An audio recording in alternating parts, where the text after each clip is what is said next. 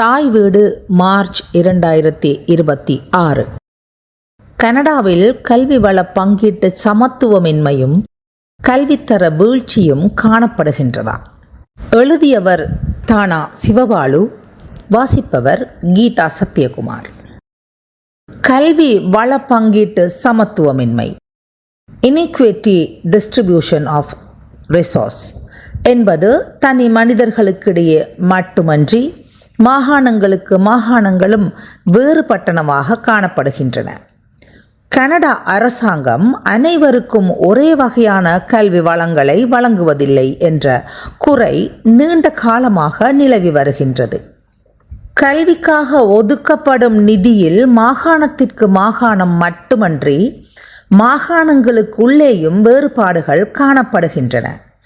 கனடாவில் ஏற்பட்டுள்ள கல்விக்கான நெருக்கடி நிலைமைகளால் 90% மாணவர்கள் பாதிக்கப்பட்டுள்ளனர் என்பதனை கடந்த ஜனவரி 13, 2025 கனடா ஆசிரியர் கூட்டமைப்பு எடுத்து காட்டியுள்ளது. கனடாவின் கல்வித்தரம் பற்றி பல்வேறு கருத்தூன்றிய கவனிப்புகள் நாட்டின் கல்விக்கான இலக்குகள் என்பவை எதிர்கால தேவையை உணர்ந்து மாற்றத்தை உள்வாங்கி எதிர்காலத்திற்கான மாணவ சமுதாயத்தை உருவாக்குவதற்கு முயற்சிக்க வேண்டும். ஒரு நாட்டின் மேம்பாடு அந்த நாட்டு கல்வி முறையிலேயே தங்கியுள்ளதென்பது வரலாறு கற்றுத்தந்த பாடம். கனடாவில் கல்வி வரலாறு ஐரோப்பியரின் வருகையோடு தொடர்பு படுகின்றது. அவர்கள் கல்வியின் ஊடாக தமது மதத்தையும் மொழியையும் பரப்புவதோடு தங்கள் நடைமுறைகளையும் அவர்களை ஏற்றுக்கொள்ள வைப்பதனை நோக்கமாக கொண்டு செயற்பட்டுள்ளனர். எது எவ்வாறெனினும் ஐரோப்பிய கல்வி வரலாற்றை கனடாவில் புகுத்தியதன் மூலம் கனடா கல்வி முறையில் புதிய மாற்றங்கள் புகுத்தப்பட்டன. இதனால் உலக நாடுகளோடு ஒப்பிடக்கூடிய கல்வித்தரத்தை கனடா எட்டியுள்ளது என்பது மறுப்பதற்கில்லை. அண்மை கால போக்குகள் கனடாவில் கல்வித்தரத்தில் வீழ்ச்சியை காட்டுவதற்கு கல்வி மீதான அரசின் அக்கறை குறைந்து வருகின்றது என்னும் குற்றச்சாட்டு முன்வைக்கப்பட்டுள்ளது. உலக நாடுகளின் கல்வித்தரம் அதன் முன்னேற்றம் மட்டுமன்றி கல்விக் கொள்கைகள், பயிற்று முறைகள், பாடத்திட்டம் என்பவை பற்றிய கணிப்பீட்டையும் தரத்தையும் மேற்பார்வை செய்து அளவீட்டு அறிக்கை சமர்ப்பிப்பதில் ஐக்கிய நாடுகள் கல்வி விஞ்ஞான கலாச்சார அமைப்பு யுனெஸ்கோ முக்கிய பங்காற்றி வருவது உலகறிந்த விடயம். இந்த அமைப்பு கனடாவின் கல்வித்தரம் பற்றி காலத்திற்கு காலம் ஆய்வுகளை மேற்கொண்டு வருகின்றது. அதேவேளை கனடாவின் கல்வி மாகாண அரசாங்கத்தின் கீழ் உள்ளமையால் கல்வி முறை, அமைப்பு, பாடவிதானம் என்பன மாகாணங்களுக்கு மாகாணம் வேறுபாடுடையதாக காணப்படுவதால் கல்வி தரத்திலும் வேறுபாடுகளை காண முடிகின்றது. சில மாகாணங்கள் விஞ்ஞானம், கணிதம் போன்ற பாடங்களில் முதன்மை வகிக்கின்றன. சில மாகாணங்கள் இவற்றில் பின்னடைவை காட்டுகின்றன. இவற்றை விட கனடாவில் கல்வித்தரத்தை தீர்மானிப்பவையாக கல்வி அமைச்சின் ஆதரவு, வேலைவாய்ப்புகள், வேலைகளின் உறுதியற்ற தன்மை, வேலைகளின் தரமின்மை, மாணவர்களின் கல்வி மீதான அக்கறையின்மை, அதிக மாணவர்களை கொண்ட வகுப்பறைகள், பாடசாலை மாணவர்கள் இடையேயான வன்முறை அதிகரிப்பு, மாணவர்களின் மீது திணிக்கப்படும் அதிகளவு வேலை பளு, சிக்கலான பாடவிதானம், வருமான ஏற்றத்தாழ்வு, கல்வி இலக்குகளை துரிதப்படுத்துதல், நீண்டகால கோடைகால விடுமுறை, கற்றல் முறைகளில் மற்றும் பாடவிதானங்களில் ஏற்படும் மாற்றங்கள் என்பன கல்வியின் தரத்தை பாதிப்பதாக ஆய்வுகள் எடுத்து காட்டுகின்றன. கனடாவின் கல்வித்தரம் வீழ்ச்சி போக்கு. கல்வி அடைவு தரத்திற்கான சர்வதேச கூட்டாண்மை சர்வதேச தராதர பரீட்சை ஒவ்வொரு 4 ஆண்டுகளுக்கு ஒரு முறை நடைபெறுகின்றது. அதன் பெறுபேறுகளின் அடிப்படையில் 2024 64 நாடுகளை உள்ளடக்கி மேற்கொள்ளப்பட்ட மதிப்பீட்டின்படி கனடா 32வது இடத்திற்கு நகர்ந்துள்ளதை காண முடிகின்றது. கனடாவில் மாணவர்கள் எதிர்கொள்ளும் சவால்கள் மாகாணத்திற்கு மாகாணம் வேறுபட்டு காணப்படுகின்றது. அது மட்டுமன்றி கனடாவின் பழங்குடி மாணவர்களுக்கான வளப்பங்கீடு வளர்ச்சி அடைந்த மாகாணங்களோடு ஒப்பிடும்போது மிக குறைவாகவே உள்ளது.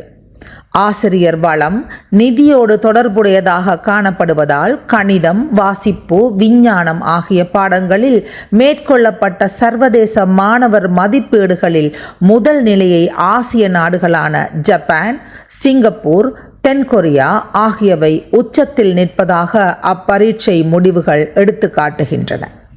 இந்த தேர்வுகளின் முடிவுகள் 2022 ஆண்டோடு ஒப்பிடும் போது வீழ்ச்சி அடைந்துள்ளமையை அவ்வாய்வு சுட்டிக்காட்டுகின்றது.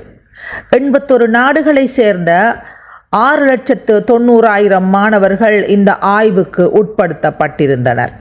இதில் கனடாவில் உள்ள 867 பாடசாலைகளை சேர்ந்த 23,000 மாணவர்கள் கணிதம், வாசிப்பு அல்லது விஞ்ஞான பாடங்களின் பரீட்சைக்கு உள்வாங்கப்பட்டிருந்தனர்.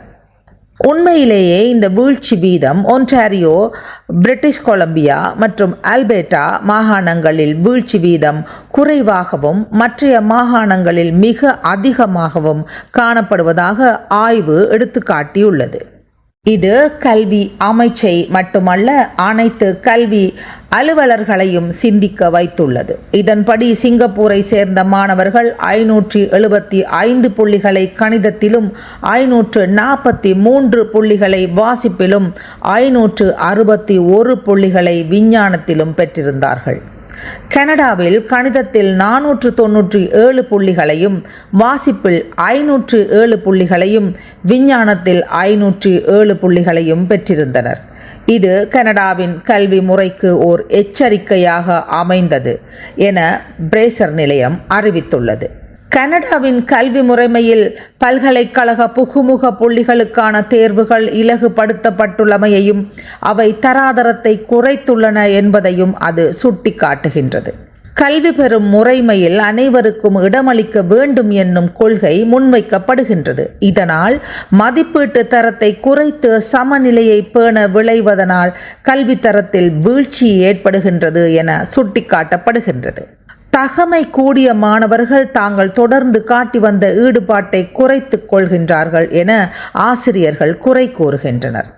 மாணவர்கள் தாங்கள் நினைத்ததை பெற முடியாதுள்ளது என்பதும், அனைவருக்கும் சமத்துவமான கல்வி என்பதால் விரைவாக கற்கும் மாணவர்களின் தேவைகள் பூர்த்தி செய்யப்படவில்லை என்பதும் சவாலாக உள்ளது.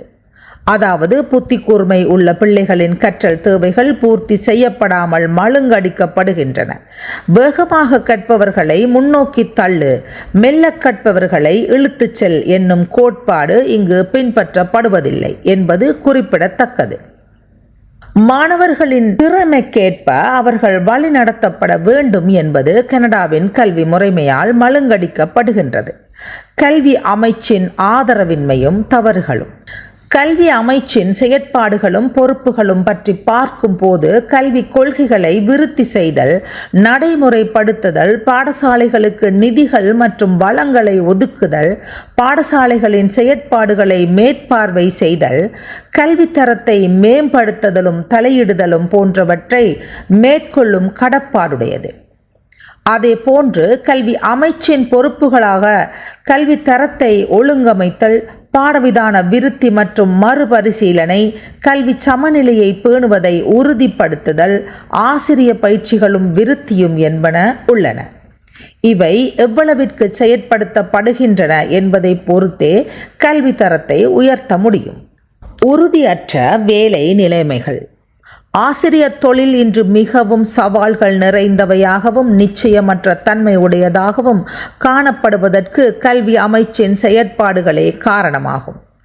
தொடர்ந்து வேலையில் பயணிக்க முடியுமா என்ற ஐயம் ஆசிரியர்களிடம் எழுந்த வண்ணம் உள்ளது. என்னதான் தொழிற்சங்கங்கள் போர்க்கொடி தொடுத்தாலும் கல்வி அமைச்சு தமது கல்வி செலவினத்தை குறைத்துக் கொள்வதற்கு ஆசிரியர்களுக்கு மேலதிக வேலைப்பளுவை சுமத்துகின்றது என்பது உண்மைதான்.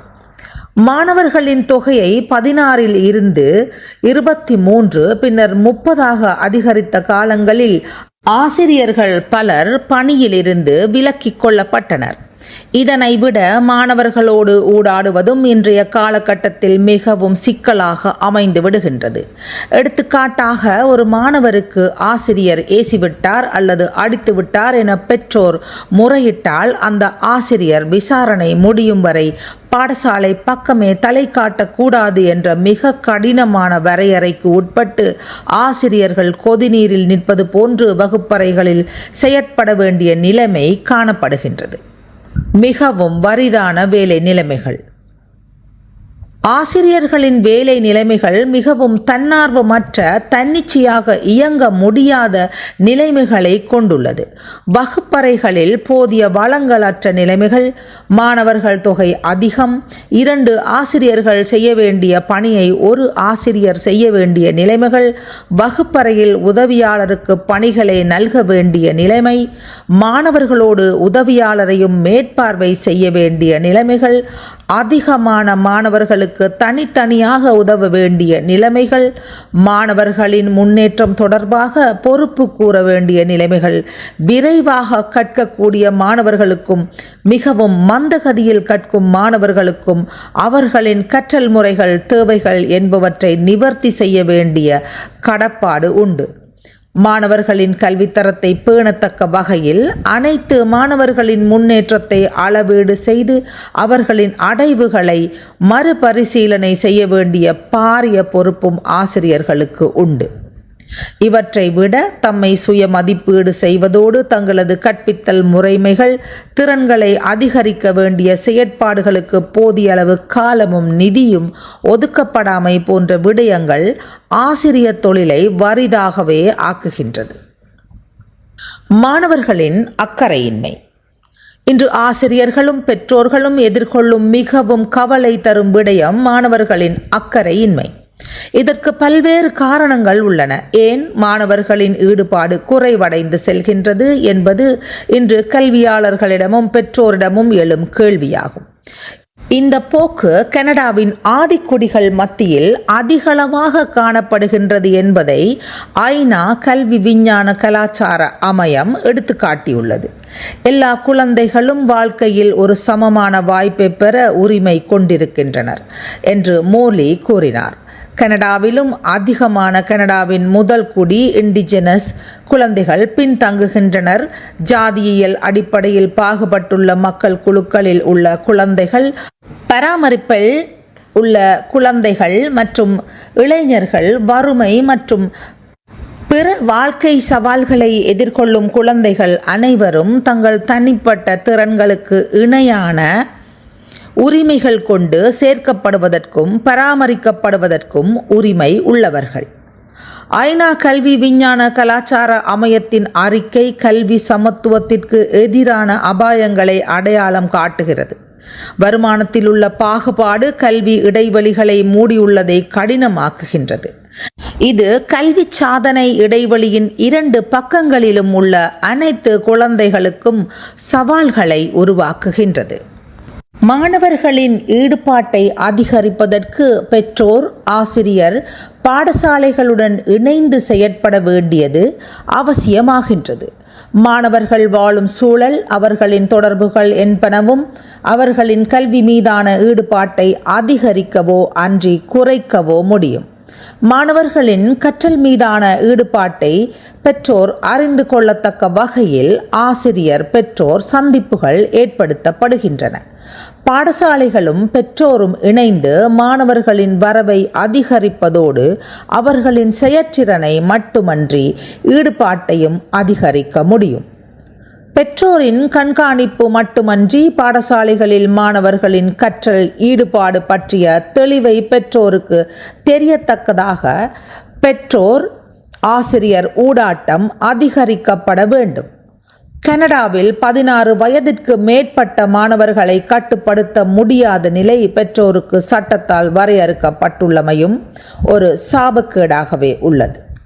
கற்றலுக்கான நிதியினை பெற்றோரே பொறுப்பேற்க வேண்டும் என்றாலும் அவர்களை கட்டுப்படுத்த முடியாத நிலைமைகள் மாணவர்களின் கல்வி மீதான அக்கறையின்மையை தடுக்க முடியாததாக ஆக்கியுள்ளது என்பது கருத்திற்கொள்ளற்பாலது.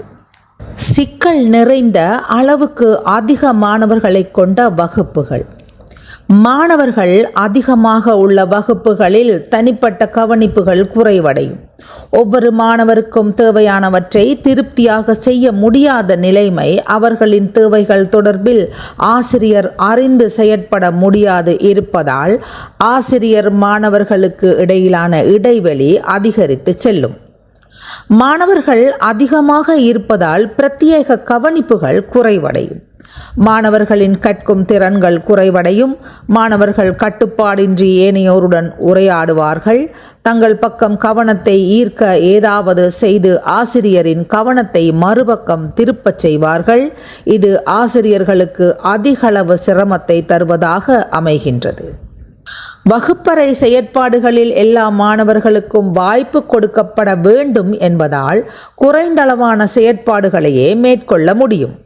மாணவர் செயற்பாடுகள் குறைவடைய அவர்களின் கவனம் வேறு திசைக்கு திரும்பவும் வழிவகுக்கும். அதிக உதவி தேவைப்படும் மாணவர்களுக்கு போதிய தேவைகள் பூர்த்தி செய்ய முடியாத நிலைமை ஏற்படும். அதிகரித்து வரும் வன்முறையும் ஆக்கிரமிப்பும். அதிகளவு மாணவர்கள் இருக்கும் இடங்களில் குறும்புத்தனம், சிறு சிறு சேட்டை விளையாட்டுகள் விபரீதமாக முடிந்து வன்முறைக்கு இட்டுச் செல்வதை காண முடிகின்றது. சில பாடசாலைகளில் வலுவளர் பிள்ளைகளை இணைத்துக் கொள்வதால் அவர்களின் வன்முறைகள் வகுப்பறைகளில் இடம்பெறுவதும் பெற்றோரை அழைத்து அவர்களை வீட்டிற்கு அனுப்புவதும் வழக்கமாக உள்ளது. இவற்றை விட அதிகளவு மாணவர்கள் வகுப்பில் உள்ளமையால் அவர்கள் அனைவரையும் மேற்பார்வை செய்வது மிகவும் சிரமமாகவும் சிக்கலானதாகவும் உள்ளமையை ஆசிரியர்கள் எதிர்கொள்கின்றனர். இதனால் மாணவர்கள் மத்தியில் குழப்ப நிலைமைகளும் ஏற்பட்டு அது வன்முறையாக மாற்றம் அடைகின்றது. அதிகரித்த வேலைப்பளுவும் தயார்படுத்தலுக்கான நேர பற்றாக்குறையும். மாணவர்கள் அதிகரிக்க ஆசிரியர்கள் அளவுக்கு அதிகமான வேலைப்பளுவை சுமக்க வேண்டியவர்களாக உள்ளனர். இதனால் மாணவர்களை மேற்பார்வை செய்வது, அவர்களின் அடைவினை அவதானித்து அதற்கேற்ப செயற்பாடுகளை முன்னெடுப்பது, வகுப்பறை கற்றல் கற்பித்தல் செயற்பாடுகளில் அதிக கவனம் கொண்டு செயற்படுவது என்பவை கடினமானதாகவே காணப்படுகின்றது. மாணவர்களுக்கு சுமையான பாடவிதானம். பல நாடுகளிலும் இன்று பாடவிதானங்களை அளவுக்கு அதிகமாக உட்புகுத்தியுள்ளதோடு சமத்துவமற்றவையாக காணப்படுகின்றன. பாடவிதான விருத்தி என்பது புதிய உள்ளடக்கங்கள், காலத்திற்கு காலம், போதிய அளவு அவகாசம், கற்பிக்கப்படும் நேரம் என்பனவற்றை கருத்தில் கொள்ளாது சேர்க்கப்படுகின்றது. இவ்விதம் கொடுக்கப்படும் பாடத்திட்டங்களை முடிக்க வேண்டும் என ஆசிரியர்கள் மீது அழுத்தங்கள் கொடுக்கப்படுகின்றன. இதனால் மாணவர்களின் அடிப்படை தேவைகள் நிவர்த்தி செய்யப்படாது அழுத்தம் கொடுக்கப்படும். புதிய பாடத்திட்ட உள்ளடக்கங்களை கற்பிக்க வேண்டிய நிலைக்கு தள்ளப்படுகின்றார்கள். பாடவிருத்தி தொடர்பான உள்ளடக்கங்களை மீள் பரிசீலனை செய்யப்படுவது குறைவாகவே உள்ளது. திட்டம் பொருத்தமாக செயற்படுகின்றதா என்பது மாணவர்களிடம் பரீட்சார்த்தமாக பரீட்சிக்கப்படுவதில்லை. பாடத்திட்ட விருத்திக்கான திட்டமிடல் கீழ்த்தட்டில் உள்ள ஆசிரியர்களால் திட்டமிடப்படுவதில்லை. மாறாக கற்பித்தல் செயலில் இல்லாத மேற்பார்வையாளர்கள் மட்டத்தில் தீட்டப்படுவதும் கல்வி செயல் ஒழுங்கு தோல்வி அடைவதற்கு காரணமாகின்றது. கூடிய இலக்கையோ அன்றி இலட்சியத்தை துரிதப்படுத்துதல். பாடத்திட்டம் எதிர்பார்க்கப்படும் கற்றல் வேகம் நடைமுறையில் உள்ள கற்றல் வேகத்துடன் சமநிலையில் பொருந்தும் போது அது வெற்றி அளிக்கலாம். ஆனால் பொதுவாக இவ்வித பொருந்துகை மிக குறைவாக இருப்பதனால் மாணவர்கள் அடிப்படை மற்றும் மிக முக்கியமான அறிவு மற்றும் திறன்களில் தேர்ச்சி பெறக்கூடிய செயற்பாடுகளை ஆசிரியர்களால் செய்ய முடியாது உள்ளது. கல்வி திணைக்களத்தின் குறிக்கோளை அடைவதற்காக மிக வேகமாக நகர்த்தப்படும் போது இவ்வித நிலைமைகள் தவிர்க்க முடியாததாகின்றது. இதனால் மாணவர்களின் எதிர்பார்ப்புகளை விட கல்வித்தர நிலைமைகள் கீழே வீழ்ச்சியடைவதை ஆய்வுகள் எடுத்துக்காட்டுகின்றன. வருமான ஏற்றத்தாழ்வு. மாணவர்களின் கல்வி வளர்ச்சியில் பெற்றோரின் பங்கு பெருமளவு தாக்கத்தை ஏற்படுத்துகின்றது என்பது மறுக்க முடியாததொன்று. மாணவர்களின் கல்விக்கான அணுகுமுறைகள், அதன் விளைவுகள் என்பன அவர்களின் குடும்ப வருமானத்தில் பெரிதும் தங்கியுள்ளது என்பது வெளிப்படை. குழந்தைகள் கல்வி கற்கும் பருவங்கள் வேறுபட்டன. குழந்தை பருவம், முதுநிலை பருவம், இடைநிலை பருவம், உயர்கல்வி பருவம் என்பன கல்வியில் மாணவர்கள் பெற்றுக்கொள்ளும் வாய்ப்புகள் வளங்களை பொறுத்தே அமைகின்றன.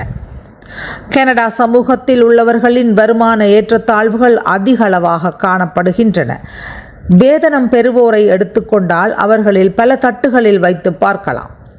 பொதுவாக மருத்துவர்கள், பொறியியலாளர்கள், சட்டவாளர்கள், கணக்கியலாளர்கள் என உயர்ந்த வேதனத்தை பெறுபவர்கள் தங்கள் குழந்தைகளுக்கு தரமான குழந்தை பராமரிப்பு, அனைத்துலக பாடசாலைகளில் அனுமதி, தனித்துவமான கல்வி வாய்ப்புகள், கல்விக்கான உயர்தர கற்றல் உபகரணங்கள், விலையுயர்ந்த உடை, பொழுதுபோக்கு என்பனவற்றோடு குழந்தைகளோடு செலவிடும் நேரமும் அதிகமாகவே உள்ளது. ஆனால் சாதாரண கூலி தொழிலாளர்களால் இவ்வித வாய்ப்புகளை தங்கள் பிள்ளைகளுக்கு நல்க முடியாதுள்ளது. அத்தோடு அதிக நேரம் வேலை செய்ய வேண்டிய நியதியும் காணப்படுவதால் பிள்ளைகளுடன் நேரத்தை செலவிட முடியாதுள்ளது. பொழுதுபோக்காக செலவு கூடிய கோடைக்கால முகாம்கள் அல்லது வேறு நாடுகளுக்கு செல்லும் வாய்ப்புகளும் மிக குறைவாகவே உள்ளது.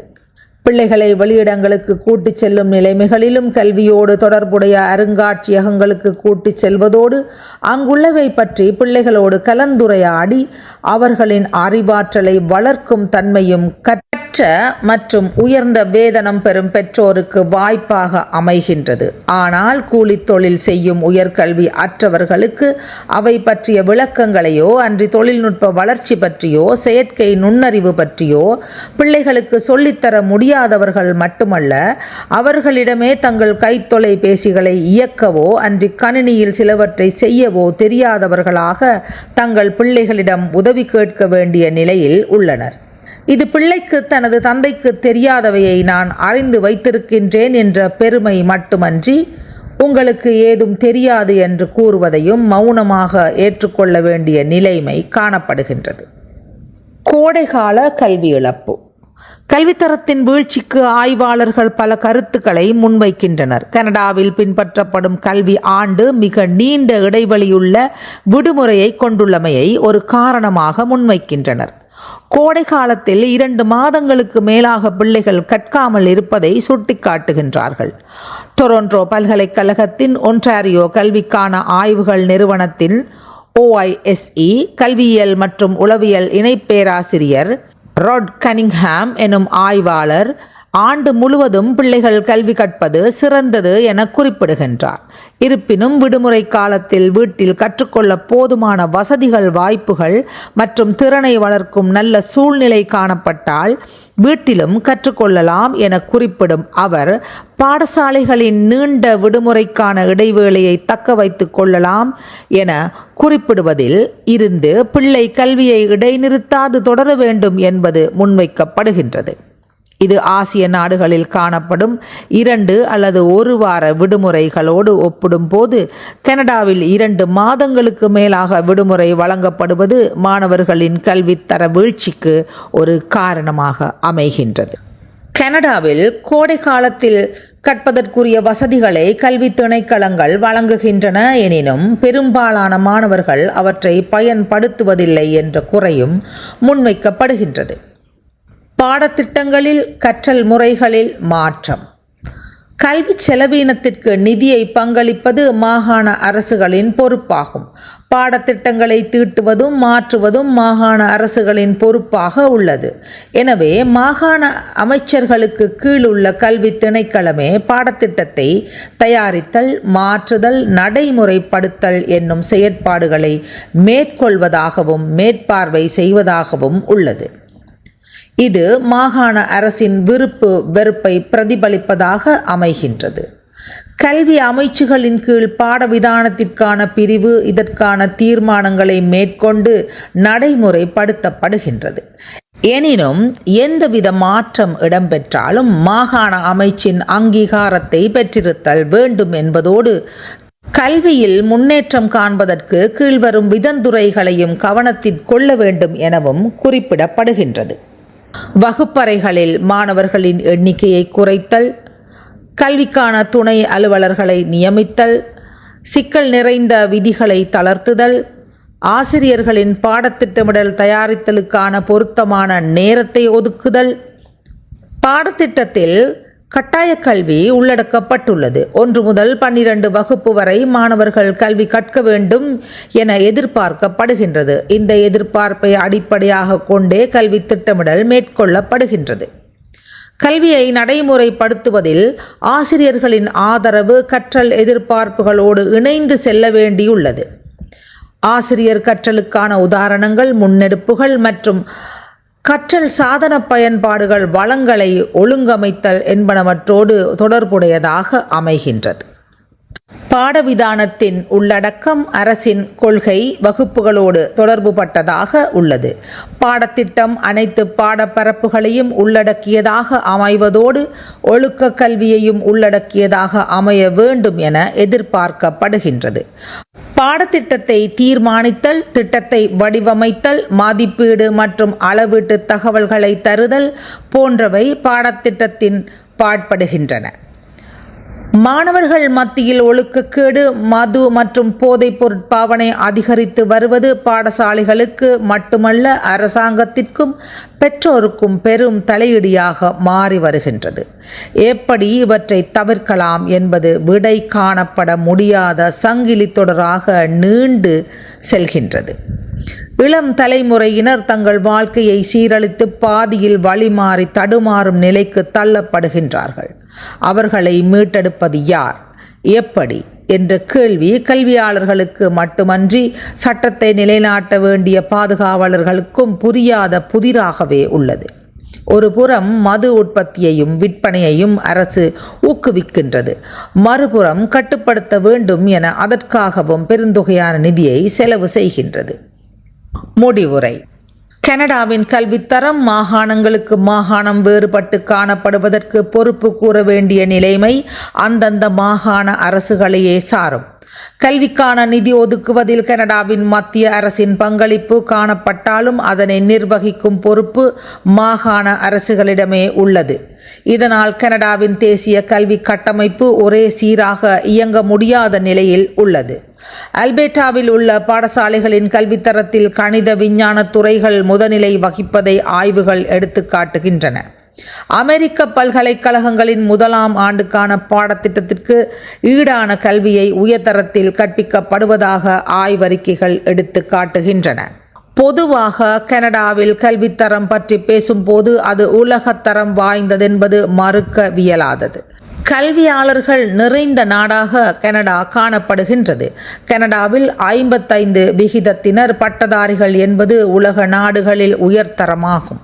பல்கலைக்கழகங்களை பொறுத்தவரை டொரண்டோ, மைக்கேல், பிரிட்டிஷ் கொலம்பியா பல்கலைக்கழகங்கள் உலகில் உள்ள பல்கலைக்கழகங்களில் மிக உயர்தரம் வாய்ந்தவையாக கருதப்படுகின்றன. பல்வேறு துறைகளிலும் கற்கை நெறிகளை கற்கும் வாய்ப்பு கனடாவின் பல்கலைக்கழகங்களில் காணப்படுகின்றன. கனடாவில் உள்ள பல்கலைக்கழகங்களை பொது அரசாங்க பல்கலைக்கழகங்கள், தனியார் பல்கலைக்கழகங்கள், பொது கலை கல்லூரிகள் என 3 பிரிவுகளுள் அடக்க முடியும். ஆதிக்குடிகளின் கல்வி சமத்துவமின்மை இன்றும் பிரச்சனையாகவே உள்ளது. கிராமிய பொருளாதார வருமான வேறுபாடுகள் கல்வியிலும் தாக்கத்தை செலுத்துவது கண்கூடு. பாலர் வகுப்பு தொடக்கம் 12ஆம் வகுப்பு வரை கல்வி இலவசமானதாக காணப்படுகின்றது. பல்கலைக்கழக மாணவர்கள் தங்கள் பாடத்தேர்வுக்கான கல்வி நிதியை செலுத்த கட்டுப்பாடுடையவர்கள் எனினும் மாணவர்களுக்கான கடன் வசதிகளும் திறமையின் அடிப்படையிலான கொடுப்பனவுகளும் காணப்படுவது பட்டதாரிகளின் கற்றலை இலகுபடுத்துவதாக காணப்படுகின்றது என்பது வெளிப்படை. நன்றி.